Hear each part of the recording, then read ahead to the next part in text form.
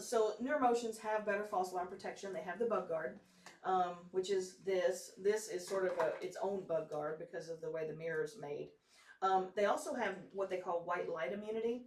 Just like, when you go to the eye doctor and they shine that bright light in your eye, and then for a little while after that you can't see very well. Motions are the same way. If you shine a bright light in the front of the motion, it has difficulty being able to see anything. The reason these bug guards are black is because this helps to absorb some of the white light that you might have in an environment. Um, so white light immunity, that's a spec. I don't really know what 6500 lux means as far as I know it's a rating of light, but I don't know what it means as far as this motion is concerned. They also have better processing power now, so they have just better chips in them that allow them to do better analytics than what they used to be able to do. So we talked about, Joe and I talked about one time, they did a thing on Mythbusters where if you go into a place where there's a motion and you move slowly enough, you can defeat the motion. And that's true, but you have to move really, really slowly, because basically as you move very slowly, you trip an area, and then if you stand for a long time, the motion is going to kind of forget that you tripped that area because you didn't trip another area within a certain period of time. I don't know what that period of time is. So technically, if you move very, very slowly, it is possible to defeat one of these.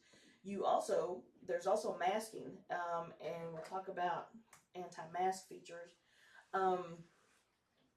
They found out in Europe, probably, I don't know, 15 years ago maybe, that you can, on a motion like this, you can spray it with hairspray, and then it's blind, it can't see anything.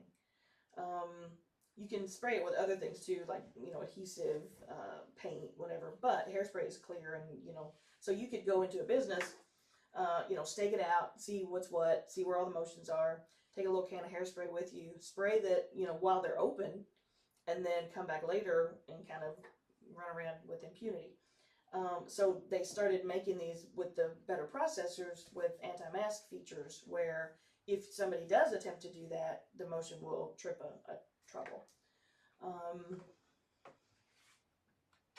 So dual tech motions use both microwave and passive infrared detection.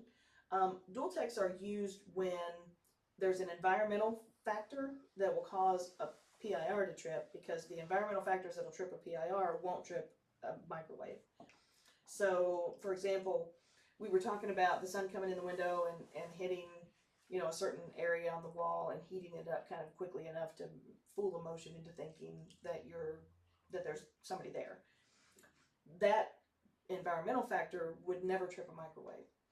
The thing with microwaves, and why you'll never see a microwave only motion detector, is that they can see through walls. They're hard to adjust. There's a potentiometer usually. In fact, this one has a potentiometer right there.